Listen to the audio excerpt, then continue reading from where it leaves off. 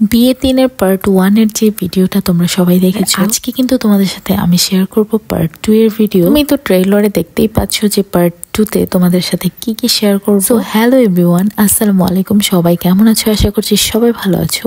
বিয়ের দিন কিন্তু খাওয়া দাওয়াটা অনেক বড় একটা ব্যাপার, কারণ সারাদিনই অনেক বেশি কাজ করতে হয় আর খাওয়া দাওয়া না করলে কিন্তু অনেক মাথা ঘুরায়। এর জন্য কিন্তু আমরা আগে আগে এসে খাইয়ে ফেলতেছিলাম। খাবার দাবার খাওয়ার পর থেকে কিন্তু অনেক বেশি আনুষ্ঠানিক হতে হবে, এই জন্য প্রিপারেশন নিচ্ছিলাম। আর একটু পরে কিন্তু আমরা খাওয়া দাওয়া করেই গয়না পরাতে চলে গিয়েছিলাম আমাদের মেয়েকে। তো এখানে যাকে দেখতে পাচ্ছ এটা হচ্ছে আমার একটা চাচি শাশুড়ি। তাকে তো চাচি শাশুড়ি বলতে ইচ্ছা করে না, তাকে মনে হয় আপুই বলি। যাই হোক, সে কিন্তু গয়না পরাচ্ছিল। আর কিন্তু গয়নাগাটি গুলো এগুলো মেয়ের বাসা থেকে দিয়েছে, সেগুলো আমরা পরাই দিচ্ছিলাম। ছেলের বাসার গয়নাগাটি কিন্তু ছেলেরা আসবে তারপরে পরাবে। বিয়ের দিনে কনের বাসায় কিন্তু অনেক বেশি মজা হয় এই গেট ধরা আর হচ্ছে জুতা চুরিতে। তোমাদের সাথে কিন্তু আমি অনেক কিছুই এখানে শেয়ার করতে পারবো না, কারণ আমরা অনেক কিছুই করেছি যেগুলো আমি ভিডিও করতে পারি নাই। ইনস্ট্যান্টলি হয়ে গিয়েছিল সব ঘটনাগুলো। যতটুকু পেরেছি ততটুকুই কিন্তু তোমাদের সাথে আমি শেয়ার করব।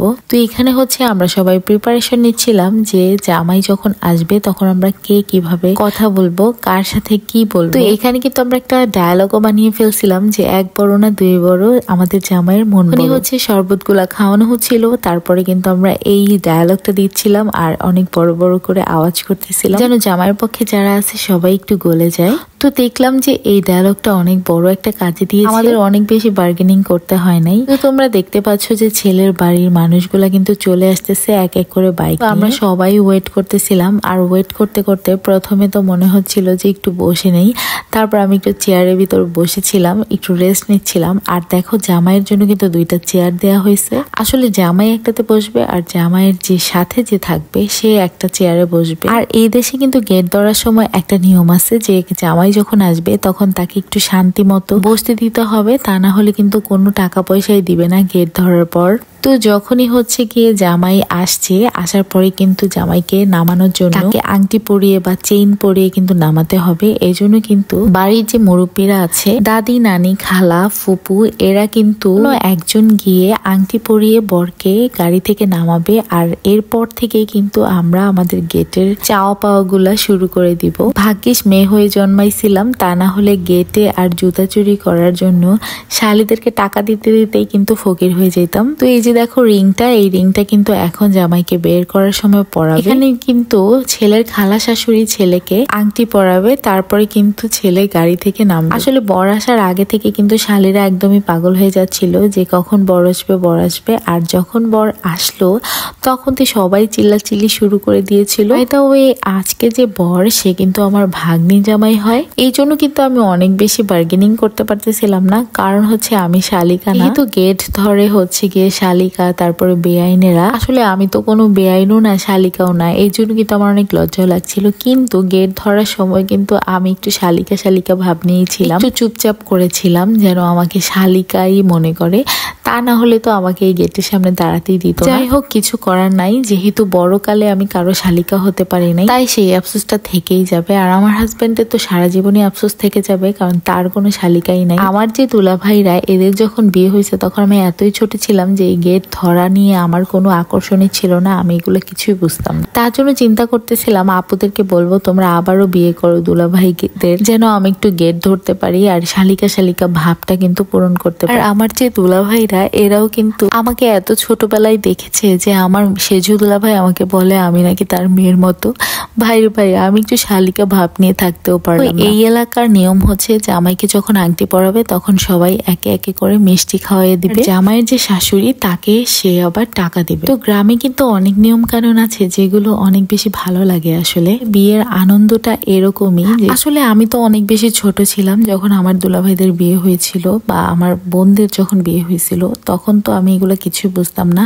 আর আমাদের দেশে এত নিয়ম কানুন ছিলই কিনা আমি তাও জানি না। কিন্তু আমি যখন আমার শ্বশুরবাড়ির এলাকাতে এসেছি তখন দেখলাম দেখলাম যে এখানকার সব বিয়েগুলোতেই অনেক সুন্দর সুন্দর নিয়ম আছে। তো আমিও কিন্তু এখন শিখতেছি, কারণ আমার যেহেতু বাচ্চা আছে আর ছেলে আছে, তো ছেলের জন্য কিন্তু আমারও এই নিয়ম কানুনগুলো শিখতে হবে, কারণ যেহেতু ও এই এলাকার ছেলে, তো সেম ভাবে কিন্তু তারও বিয়ে করাতে হবে আমার। আর এগুলো কিন্তু অনেক বেশি মান সম্মানের ব্যাপার, কারণ এখানে এক একটা রীতি রেওয়াজ যদি না করে তাহলে অসম্মানী হতে হয়। তার জন্য কিন্তু এগুলো সবারই করা উচিত। এটা একটা আনন্দ, আর এই আনন্দটা না করা পর্যন্ত কিন্তু একটা বিয়ে বিয়ে ভাইবস আসে না। তো এখানে কিন্তু আমরা গেট ধরছিলাম, আর গেট ধরার সময় তো খুব বেশি একটা ডিমান্ড করে ফেলছিলাম। যেরকম জামা কাপড় কিনতে গেলে ব্যবসায়ীরা আমাদের কাছে জামা কাপড়ের দাম 3 ডবল চায়, তো আমরা গেটের দামও ওইরকমই 3 ডবল চাইতেছিলাম, যেন আমরা একবারে না ঠকে যাই। তারপরে কিন্তু অনেক বেশি ডিমান্ড করে ফেলছিল, আর এখানে ডিমান্ডটা এত বেশি হয়েছিল যে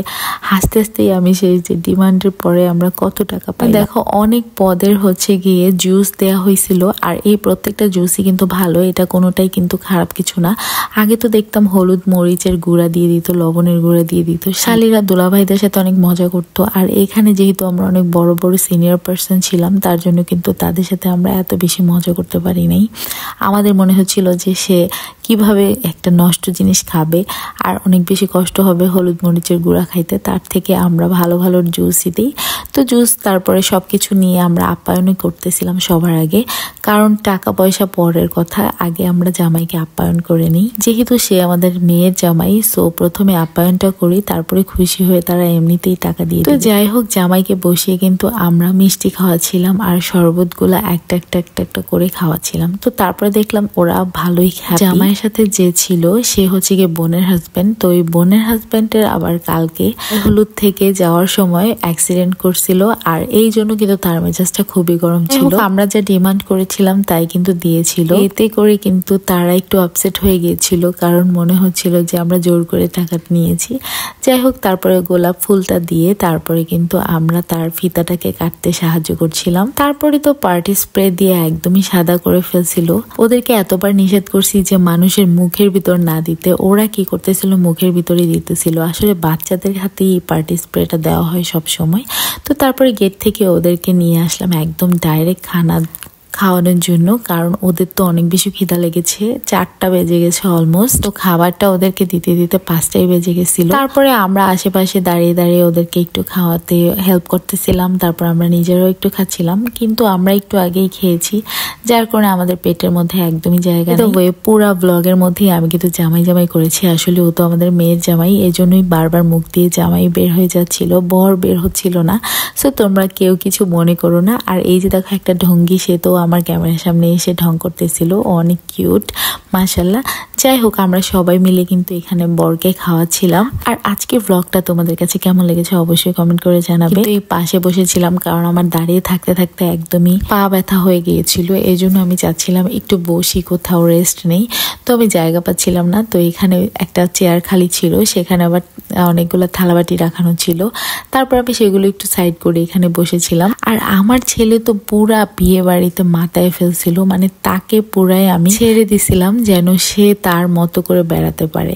আর এই যে দেখো আন্দোলঘর ছিল, আন্দোলঘরের ভিডিওটা তোমাদের সাথে আমি করতে পারি না। আন্দোলঘরটা হচ্ছে গিয়ে বরকে কনের কাছে নেওয়ার পরে বর আবার কনেকে দেখার আগে কিন্তু একটা টাকা দেয়, এটাকেই হচ্ছে গিয়ে আন্দোলঘর বলে। তো ওইটা করার সময় অনেক বেশি মজা হয়েছিল, কিন্তু ওই সময় আমার ফোনে চার্জ ছিল না, এই জন্য তোমাদের সাথে ওটা শেয়ার করতে পারি না। আর এখানে হচ্ছে গিয়ে কারা কারা মেয়ের সাথে যাবে তাদেরকে রেডি করে দিচ্ছিল, আর এখানে কিন্তু মেয়ের নানি আর দাদি গিয়েছিল। এরপরে কিন্তু আমরা মেয়েকে বিদায় দিয়ে দিয়েছিলাম, হয়তো কান্নাকাটি করে তারপর মেয়েটাকে বিদায় দিয়েছিল, আর মেয়েটাও তো একদম কাঁদতে কাঁদতে তাদেরকে সান্ত্বনা দিয়ে তারপরে কিন্তু বিদায় দিয়েছিলাম। সো আজকের ব্লগটা তোমাদের কেমন লেগেছে অবশ্যই কমেন্ট করে জানাবে। আর আজকের ব্লগটা এই পর্যন্তই, সবাই ভালো থাকো, সুস্থ থাকো, আল্লাহ হাফেজ।